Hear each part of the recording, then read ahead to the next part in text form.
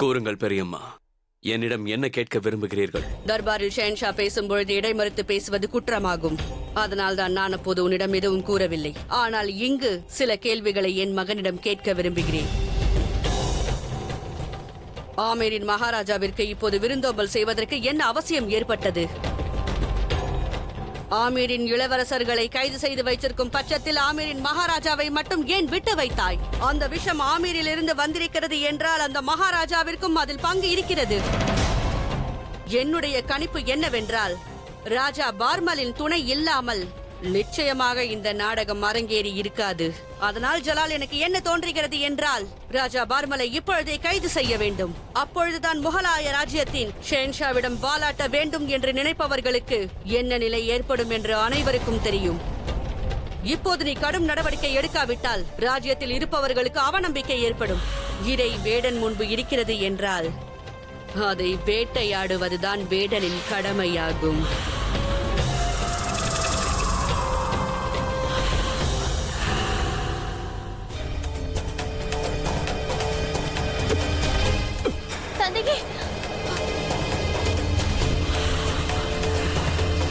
தங்களின் கைது பற்றி எனக்கு சிறிது கூட வருத்தம் இல்லை. தங்களுக்கும் அதே போல்தான் இருக்க வேண்டும். ஏனென்றால் உங்களின் பிள்ளைகள் குற்றவாளிகள். தாங்கள் ஆமீரின் மகாராஜா, பெரிய பொறுப்பில் இருப்பதனால் தங்களுக்கு பெரிய தண்டனையே. இந்த வழக்கில் முடிவு தெரியும் வரை தங்களின் பிள்ளைகள் அரைக்காவலில் தான் இருப்பார்கள். அதே போல் உங்களுக்கும் அதே நிலைமைதான். இல்லை, இது அநியாயம். எதிர்த்து பேசாமல் வாயை மூடு. தந்தையே,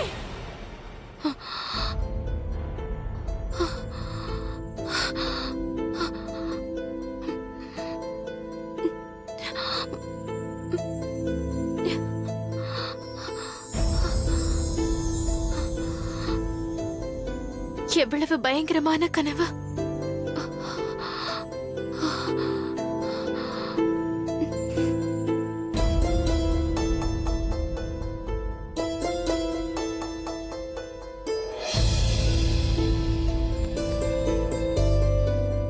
இங்கு வாருங்கள். என்னால் இங்கிருந்து வெளியில் செல்ல முடியாது. அதனால் தாங்கள் எனக்கு ஒரு உதவி செய்ய வேண்டும். என்னுடைய தந்தை பார்மல் மகாராஜா எங்கிருக்கிறார் என்று கூற முடியுமா? அவரை பற்றி ஏதாவது தெரியுமா? மன்னிக்க வேண்டும் பேகம் சாய்பா, தாங்கள் அரைக்காவலில் இருக்கிறீர்கள். பாட்ஷா அவர்களின் அனுமதி இல்லாமல் தங்களுக்கு நான் எதுவும் கூற இயலாது. சரி, அவர் நல்லபடியாக இருக்கிறாரா இல்லையா என்று அதையாவது தங்களால் கூற முடியுமா? என்னை மன்னியுங்கள் பேகம் சாய்பா, எனது கைகள் கட்டப்பட்டிருக்கிறது. என்னால் உங்களுக்கு உதவ முடியாது.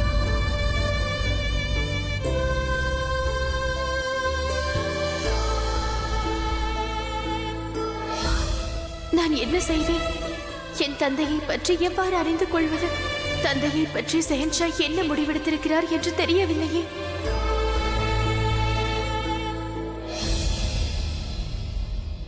எதற்கு நம்மை அழைத்திருக்கிறார்கள்? இது ருக்கையா பேகத்தின் கட்டளை. தங்க உட்காவை வைக்க வேண்டிய இடத்தில் வெள்ளி உட்காவை வைத்து விட்டாயோ என்று அவருக்கு உன் மீது சந்தேகம் போல் இருக்கிறது. அப்படியா? இவ்வாறு கூட இருக்கலாம் அல்லவா? உன்னை கண்டிப்பதற்காக கூட அழைத்திருக்கலாம். ஏனென்றால் இப்பொழுது நீ அதிகமாக பேசுகிறாய். அவர் எதற்காக கூப்பிட்டார் என்று அவருக்கு மட்டும்தான் தெரியும். அவர் உடல்நிலை வேறு மோசமாக இருக்கிறது. குழந்தையை வேறு இழந்து தவிக்கிறார். அவரின் மனநிலை எப்படி இருக்குமோ? எப்படி இருந்தால் என்ன? எதுவாக இருந்தாலும் நம்மை குறை கூறுவதே அவருக்கு வழக்கம். ஆதாம் மகாமந்திரியாரே, தாங்களாவது அறிவீர்களா ருக்கையா பேகம் எங்களை எதற்காக இங்கு அழைத்திருக்கிறார் என்று? இவர்களுக்கு இடையில் நடக்கும் பிரச்சனைக்கு என் தலையை உருட்டுகிறார்கள். என்னவென்றாலும் ராணி ஆயிற்றே. நான் ஜலாலிற்கு பேருக்கு தானே தாய். என்னவாயிற்று? கூறுங்கள், எதற்கு எங்களை அழைத்திருக்கிறார்? உங்களோடு என்னையும் அழைத்திருப்பதிலிருந்தே இது பெரிய விவகாரம் என்று தெரியவில்லையா? அவர்தான் வரப்போகிறாரே, அவரிடமே கேட்டு தெரிந்து கொள்ளுங்கள். ஆமா, எதற்காக கூப்பிட்டார் என்று இவருக்கே தெரியாது. ஆனால் இவருக்கு எல்லாம் தெரிந்தது போல் பாவனை செய்து கொண்டிருக்கிறார்.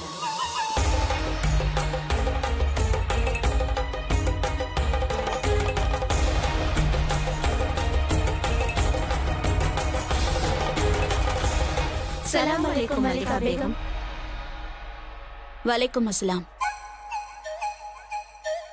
அனைவருக்கும் தெரியும், இழந்தது என் குழந்தையை மட்டுமல்ல, இந்த ராஜ்யம் தனது வாரிசை இழந்து நிற்கிறது. ஜோதாவையும் அவரது சகோதரர்களையும் காவலில் வைத்திருக்கிறார்கள். அவர்களுக்கு எதிராக சாட்சி இருப்பதால் இவ்வாறு செய்திருக்கிறார்கள். ஆனால் அதற்காக உங்கள் மீது எங்களுக்கு சந்தேகம் இல்லை என்று அர்த்தமில்லை. வலுவான ஆதாரங்களும் சாட்சிகளும் கிடைக்கும் வரை யாரும் இதிலிருந்து தப்பிக்க முடியாது. இந்த அந்தப்புறத்தில் இருக்கும் ஒவ்வொருவரின் மீதும் சந்தேகம் படர்ந்திருக்கிறது. உன்மீது, ருக்சார் உன்மீதும், நாசிமா உன்மீதும் தான், ஏன் ஹோஷியார் மீதும் ரேஷம் மீதும் கூட இருக்கிறது. அந்த பட்டியலில் நானும் இருக்கின்றேனா? நான் முன்பே கூறியது போல் வலுவான ஆதாரங்களும் சாட்சிகளும் கிடைக்கும் வரை இந்த சந்தேகம் அனைவரின் மீதும் இருக்கும். ஆனால் உங்கள் அனைவரையும் நான் அதற்காக அழைக்கவில்லை, எச்சரிக்கை செய்வதற்காக தான் அழைத்தேன். ஒரே ஒரு குற்றவாளி, மற்றவர்கள் நிரபராதி. நீங்கள் குற்றமற்றவர்கள் என்று நிரூபிப்பதற்கு ஒரு வாய்ப்பு இருக்கிறது. இன்னும் 10 நாட்களில் ஷெஹன்ஷா தன்னுடைய விசாரணையை முடிக்கும் வரையில் இங்கிருக்கும் அனைவரும் விழிப்புடன் இருக்குமாறு நான் கேட்டுக்கொள்கிறேன். சின்ன சின்ன விஷயங்களும் சின்ன சின்ன சாட்சியங்களும் கூட முக்கிய பங்கு வகிக்கும். பேகம் ருக்கையா, அந்தப்புறம் என்னுடைய பொறுப்பு. குற்றவாளியை தேடி கண்டுபிடித்து ஒப்படைக்கும் பொறுப்பை என்னிடம் விட்டுவிடுங்கள் என்று கேட்டுக்கொள்கிறேன். ஜலாலை என் பிள்ளை போல் வளர்த்து வந்திருக்கிறேன். என்னுடைய பிள்ளை அவனுடைய பிள்ளையை இழந்திருக்கிறான். குற்றவாளியை என்னால் பிடிக்க முடியும் என்றால் நான் மகிழ்ச்சி அடைவேன் ருக்கையா. அது மட்டுமல்லாமல் தங்களுக்கு ஏற்கனவே உடல்நிலை சரியில்லை. அதனால் ஓய்வெடுத்துக் கொள்ளுங்கள். இந்த விஷயத்தை என்னிடம் விட்டுவிடுங்கள், நான் பார்த்துக் கொள்கிறேன். இந்த பொறுப்பை நீங்கள் செய்தாலும் சரி, வேறு யாரு செய்தாலும் சரி, அது எனக்கு தேவையில்லை. எனக்கு தேவை உண்மையான குற்றவாளியை பிடிக்க வேண்டும்.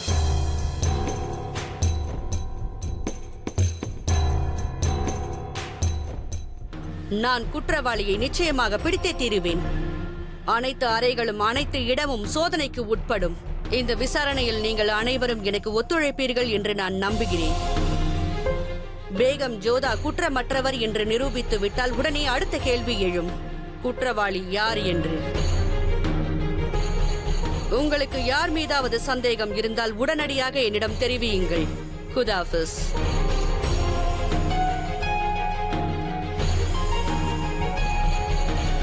அடுத்த வழக்கை தொடுத்தவரை அழையுங்கள். அடுத்த வழக்கை தொடுத்தவர் சபைக்கு வரலாம்.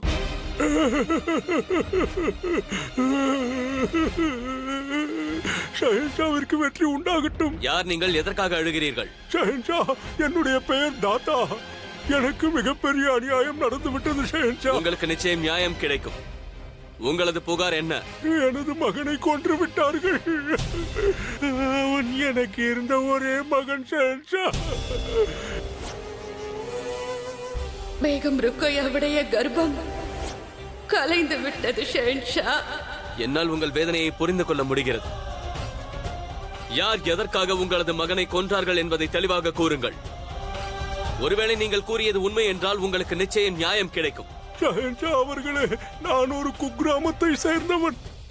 நானும் எனது மகனும் கிராமத்தில் விவசாயம் செய்து வந்தோம். ஒரு மோசமான பயங்கரவாத கூட்டம் எங்கள் கிராமத்து மக்களை பாடாய்படுத்தி வருகிறார்கள். நேற்று அவர்கள் எங்கள் கிராமத்தில் புகுந்து சூறையாடினார்கள். எனது சொத்துக்களை நாசமாக்கி விட்டார்கள். இந்த வயதான காலத்தில் எனக்கு உறுதுணையாக இருந்த எனது மகனையும் அவர்கள் கொன்று விட்டார்கள். இப்பொழுதுதான் நான் அவனுக்கு இறுதி சடங்கை செய்துவிட்டு வந்திருக்கிறேன். என்னை பொறுத்தவரை தங்களுக்கு ஏற்பட்ட நஷ்டத்தை விட வேறு எதுவும் பெரியதாக இருக்க முடியாது.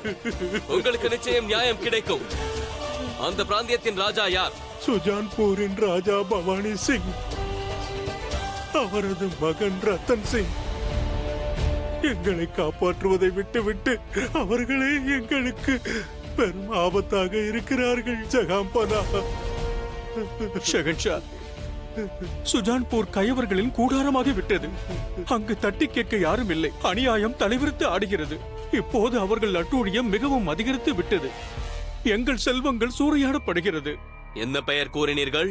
நாங்கள் வசித்துக் கொண்டிருப்பது சுஜான்பூரில் இருக்கும் ஒரு குக்கிராமம். அதை ஆட்சி செய்வது பவானி சிங்கும் அவரது குமாரன் ரத்தன் சிங்கும். எனது குமாரி சுகன்யாவின் விவாகம் சுஜான்பூரின் ராஜா பவானி சிங்கின் புதல்வன் ரத்தன் சிங்கோடு முடிவாகி உள்ளது. நீங்கள் எதற்கும் வருத்தப்படாதீர்கள். உங்களுக்கு கண்டிப்பாக நியாயம் கிடைக்கும். உங்களது மகனை கொன்றவனை தண்டிப்பதன் மூலம் உங்களுக்கு நியாயம் கிடைக்கும்.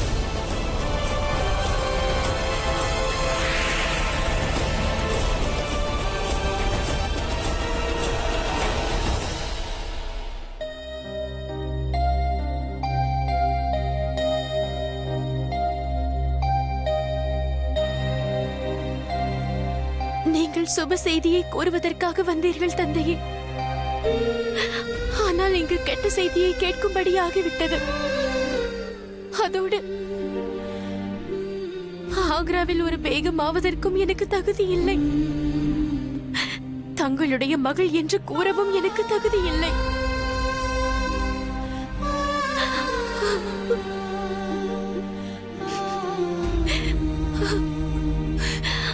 அனைவரும் கேளுங்கள், எச்சரிக்கை!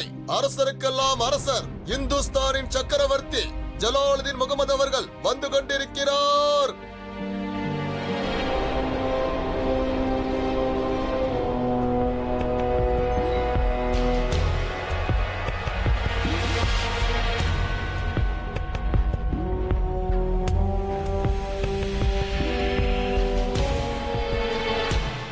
எனக்கு எந்த விஷயம் அதிக மகிழ்ச்சியை அளிக்கும் என்பதை நீ அறிவாயா?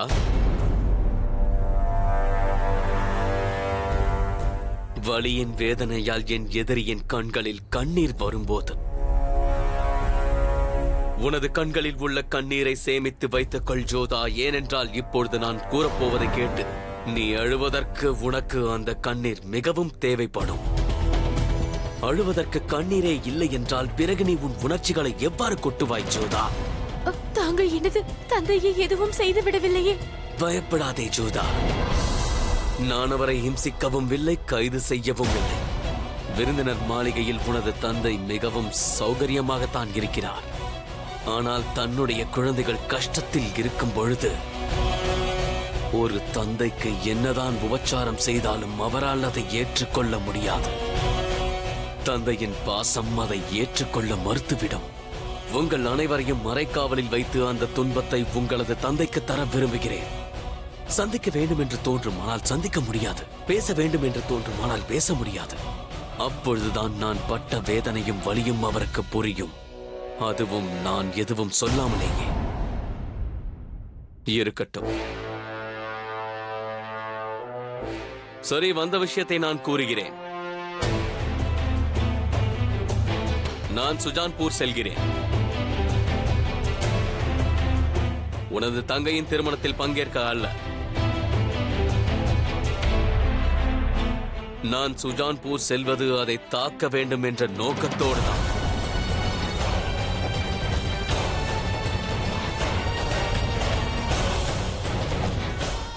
தங்களுக்கு என் மீதுதானே கோபம்? பிறகு என்னை பழி வாங்குவதை விட்டுவிட்டு சுகன்யாவை ஏன் பழி வாங்குகிறீர்கள்? அவள் தங்களுக்கு என்ன துன்பம் விளைவித்தாள்? என்னுடைய குழந்தை உனக்கு என்ன துன்பம் விளைவித்தது? என்னைத்தானே பழிவாங்க நினைத்தாய். பிறகு எதற்காக பிறக்காத என் வாரிசை பழிவாங்கினாய்? அந்த கொடூரத்தை நீ எதற்காக செய்தாய் ஜோதா? தாங்கள் ஒரு சஹன்ஷா தானே? தங்களுக்கு இது தெரியாதா? சுமத்தப்பட்ட குற்றம் நிரூபிக்கப்படாத வரையில் குற்றவாளி என்று அழைக்கவும் கூடாது, அவர்களுக்கு தண்டனையும் வழங்கக்கூடாது. எங்களுக்கு 10 நாட்கள் அவகாசம் கொடுத்திருக்கிறீர்கள். பிறகு ஏன் கொடூரமாக நடந்து கொள்கிறீர்கள்? அதுவும் என் தங்கை வாழப்போகும் வீட்டினர் மீது. அரசியல் ரீதியான கேள்வி என்பதால் இதற்கு பதிலும் அரசியல் ரீதியாகத்தான் இருக்கும். சுஜான்பூர் மீது தாக்குவதற்கு அரசியல் ரீதியான காரணங்கள் இருக்கின்றன. அந்த காரணம் என்னவென்று உனக்கு தெரிய வேண்டுமா? சுஜான்பூர் ராஜா பவானி சிங்கும் அவரது மகன் ரத்தன் சிங்கும் யாரென்றால் உனது தங்கையின் திருமணம் யாருடன் நிச்சயமாகியுள்ளதோ அவர்கள்தான். அவர்கள் அடியாட்களை வைத்துக் கொண்டு கிராமங்களில் செல்வங்களை சூறையாடி ஒரு அப்பாவியின் மகனை கொன்றிருக்கிறார்கள். முகலாய சாம்ராஜ்யத்தின் சட்டப்படி இது மாபெரும் குற்றமாகும். அது மட்டுமல்ல, இந்த குற்றத்திற்கு தண்டனை மரணம்.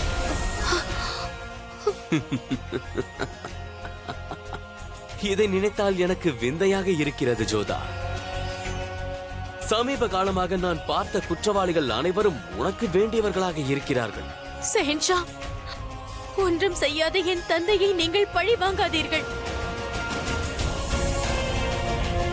மகளுக்கு பார்த்த வரன் முறிவடைவதை விட பெரிய துக்கம்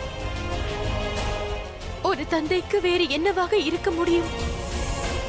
என்னை பழிவாங்க நினைக்கிறீர்கள், பழி வாங்குங்கள். எனக்கு என்ன அநியாயம் வேண்டுமானாலும் செய்யுங்கள். என்னை தண்டிக்க வேண்டும் என்றால் தண்டியுங்கள். என்னை கொல்ல வேண்டும் என்று நினைத்தால் தாராளமாக கொன்று விடுங்கள். இல்லை ஜோதா, உன்னை கொன்றுவிட்டால் யாருக்கு நான் தண்டனை அளிப்பேன்? நான் உன்னை கொல்ல மாட்டேன். உன்னை எவ்வளவு சித்திரவதை செய்வேன், எவ்வளவு கொடுமை செய்வேன் என்றால் அதற்கு பதில் இறந்து விடலாம் என்று தோன்றும். மரணத்தை அளிக்கும்படி என் காலில் விழுந்து நீ கெஞ்சி கேட்டுக் கொள்வாய். மரணத்தை விடவும் அதிக துன்பத்தையே நான் உனக்கு அளிப்பேன். இது நியாயமே இல்லை. தங்களை திருமணம் செய்து கொண்டதற்காக அனைவரும் தண்டனையை அனுபவிக்க வேண்டுமா? நீ என்ன வேண்டுமானாலும் நினைத்துக் கொள் ஜோதா. நீ என்ன நினைத்தாலும் எனக்கு அதை பற்றிய கவலை இல்லை. ஏனென்றால் நான் எடுக்கும் முடிவு உன் அழுகையினால் மாறப்போவதில்லை.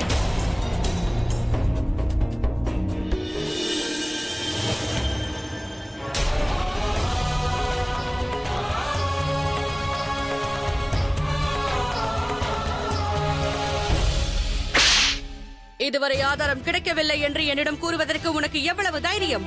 அனைவரும் உபயோகமற்றவர்கள். ஒரு ஆதாரம் கூடவா உங்களால் திரட்ட முடியவில்லை? சம்பவம் இங்குதான் நடந்திருக்கிறது, ஆனால் ஒரு ஆதாரமும் கிடைக்கவில்லை. குறுக்கிடுவதற்கு மன்னிக்க வேண்டும். ஜோதாவும் அவரது சகோதரர்களும் எந்த ஆதாரத்தையும் விட்டு வைக்கவில்லை. வேண்டுமென்றே யாரும் ஆதாரத்தை விட்டு போக மாட்டார்கள் முட்டாளே. தவறுதலாக தடயத்தை விட்டு செல்வார்கள். அதை தேடுவதற்கும் கண்டுபிடிப்பதற்கும் நமக்கு அறிவு தேவை. ஆனால் அது உங்களிடம் இல்லவே இல்லை. ஆனால் அல்லாவின் கருணையால் உங்களுக்கு 2 காதுகளை கொடுத்திருக்கிறார். அதை ஒட்டு கேட்பதற்கு மட்டுமே பயன்படுத்திக் கொண்டிருக்கிறீர்கள். குற்றவாளிக்கு எதிராக தடயங்களை திரட்டுவேன் என்று நான் பொறுப்பேற்றிருக்கிறேன். எப்பேற்பட்டாவது நான் அதை கண்டுபிடித்தே தீருவேன். இந்த காரியத்தில் வெற்றி கிட்டும் வரை உங்கள் முகத்தை என்னிடம் காட்டாதீர்கள். செல்லுங்கள், சென்று தேடுங்கள். இதை திற.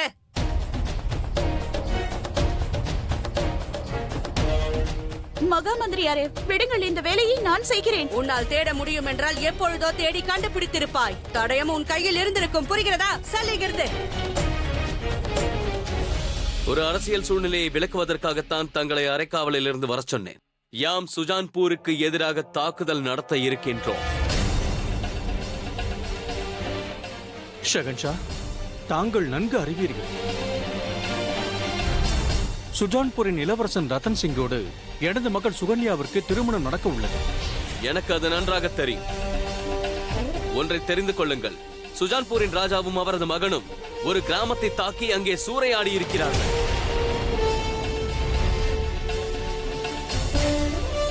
அதற்கான தண்டனை வழங்கப்பட்டே தீரும். ஏனென்றால் அந்த கிராமம் முகலாயர்களின் கட்டுப்பாட்டின் கீழ் இருக்கிறது.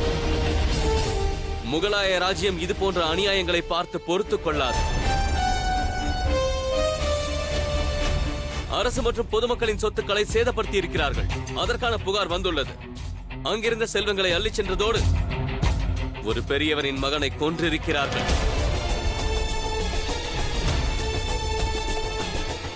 பிள்ளையை இழந்து தவிப்பதின் வலி என்னை விட மற்ற எவருக்கும் அதன் பாதிப்பு புரியாது.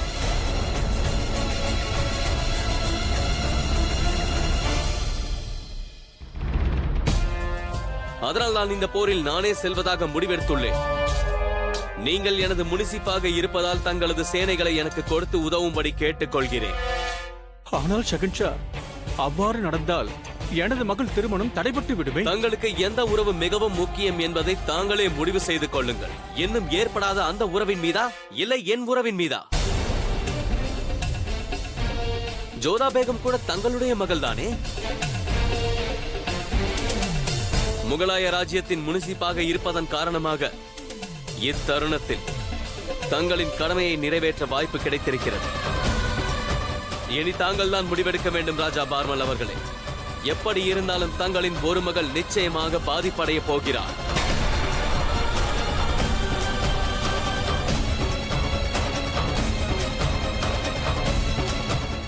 யோசிக்க வேண்டியது தாங்கள் தான். அதனால் கூறுங்கள், தாங்கள் என்ன முடிவெடுத்துள்ளீர்கள்?